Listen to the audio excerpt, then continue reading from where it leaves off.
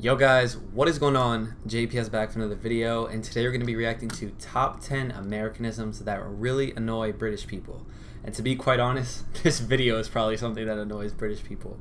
But yeah, if you guys are new here, hit the like button, hit subscribe, check out my Patreon, link in description, and let's get right into it.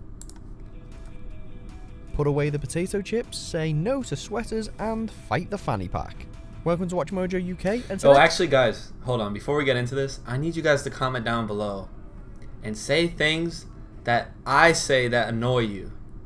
Like, is there anything that I ever say that annoys you? Or like, maybe some of these things will be in the video. Let's see. We'll be counting down our picks for the top 10 Americanisms that really annoy British people. How are you doing in England? Remember, an elevator is called a lift, a mile is called a kilometer, and botulism is called steak and kidney pie. Before we begin, if you enjoyed this video, be sure to subscribe for more great content. For this list, we're rallying against the words, phrases, and clunky colloquialisms that have slipped into the English language, all thanks to our American cousins. So, get your red pens out, the trash talk stops here. I hate that the flats are now called apartments, I hate that sweets are now called candy, and I hate that instead of nipping out to the shops, you nip out to the convenience store. I hate it. Number 10, waiting on something. Who was that? So we keep waiting on the world to change. In general, US prepositions can be pretty awkward, but wait on seems to have caught on in the UK too. Physically speaking, you can wait, as in delay or dally, on anything you like, on the platform, the doorstep, even on the car, if you intend to recline on its roof. But with non-physical things like decisions, bank transfers and movie releases, you definitely wait for them. Of course, waiters really do wait on, but most of the rest of us really don't. Oh, thanks very much. You blonde bastard. Number 9, I have gotten. I mean, I had gotten out of control, and I didn't even realize it. Wait on and I If have gotten were a noun, which it isn't, then you could conceivably have it. Maybe on toast or somewhere in your kitchen. But have we really gotten excited, anxious, or suitably irate? That is weird. And when we splash out on designer It is t-shirts weird, and tell bro. our friends all about it the following day, we haven't gotten new clothes, we just got them.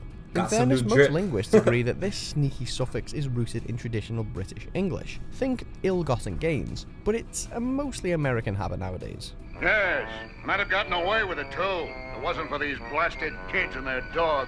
Then you kids deserve a big thanks. Number 8, you do the math. Right. Let's do the math. This one just doesn't add up. Why study mathematics plural, just to be told to do the math singular? Given that this phrase is usually dropped at the end of a debate as some kind of all-conquering conversation ender and insurmountable point prover, we Brits can be quick to bristle whenever it's issued our way. We would suggest going back to school, but that throws up the whole college-university hoo-ha, and there just aren't enough hours in the day. One way or another, it's a mathematical fact. It's like Vegas. Number 7, which pants are you wearing? Clumsy line of questioning on an X-rated phone line, or innocent inquiry about another person's dress code? Just shut it and put your pants on! Of course, the underwear or trousers talk all depends upon which side of the Atlantic you're asking from. Interchangeable nouns can often lead expats to embarrassing situations. Remember, your car needs petrol unless it needs gas, which isn't the same fuel used for older style ovens. Sneakers are trainers, although there's nothing especially sly about them, and Band-Aid means plaster, but it's also a seminal 80s charity single, in case you forgot.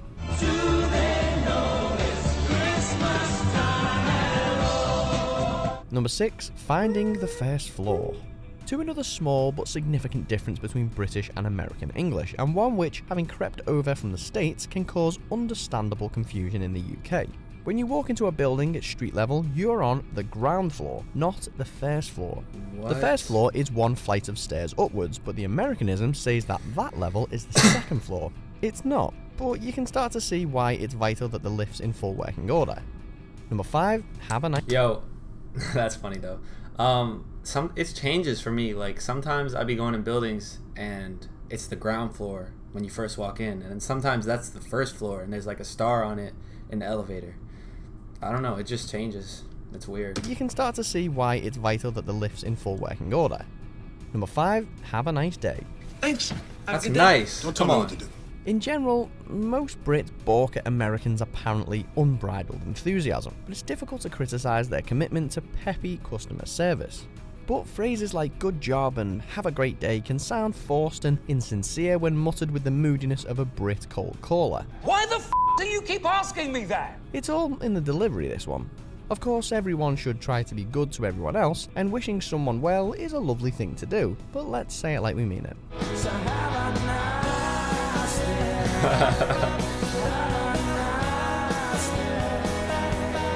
Number 4, quite right.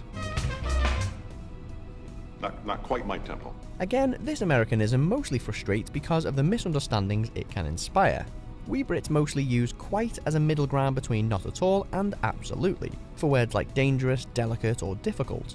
If something's quite damaged, it's not completely beyond repair. So, with the dispatch of the sergeant, we will now be able to concentrate on the eradication of our hoodie infestation. Right. But the US uses quite as a blanket substitute for very. So, if something's quite extraordinary, then it really is extraordinary. But problems come if you're described as quite intelligent or quite beautiful. For self-esteem's sake, which is it? Quite right. Number 3, alternative facts. Did you throw Jeremy Paxman out of a window? Oh, well, kind of. Oh. A term from the top, this idea was first formed following former US Press Secretary Sean Spicer's insistence that Donald Trump's presidential inauguration ceremony was well attended, despite photos seemingly showing that it wasn't. Counselor to the president, Kellyanne Conway, famously defended Spicer, claiming that his version of events was built not on falsehoods, but on alternative facts. And they're giving Sean Spicer, our press secretary, gave alternative facts to that, but the point remains alternative facts? It's jargon worthy of the British writer George Orwell, but we can thank America for making it mainstream and for providing the buzzword for post-truth politics. Number 2, the least worst option. I'm doing this for the city, not you. You're the least worst option. Our runner-up rounds on another apparently diplomatic double negative.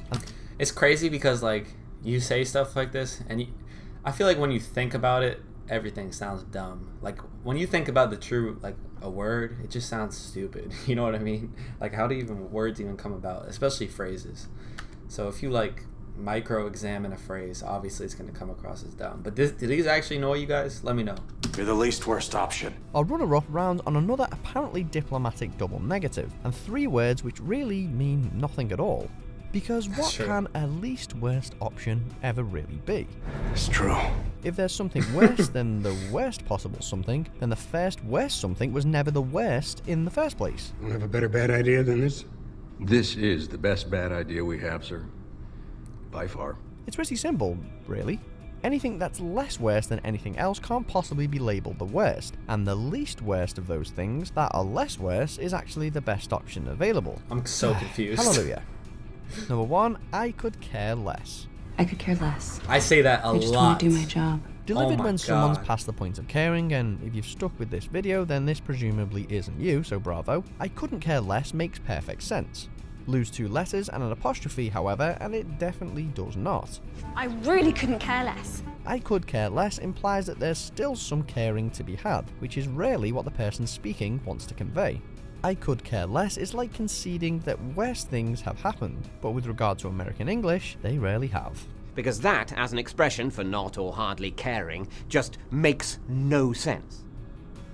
Isn't that the guy off Would I Lie to You? I'm pretty sure he is. What's his name? Is that David Mitchell? Oh yeah, it is. David Mitchell. Alright. Yeah, guys. Thanks for watching. Let me know how much I annoy you in the comment section, but hopefully you leave a like. But yeah, I'm gonna catch y'all in the next one. Peace.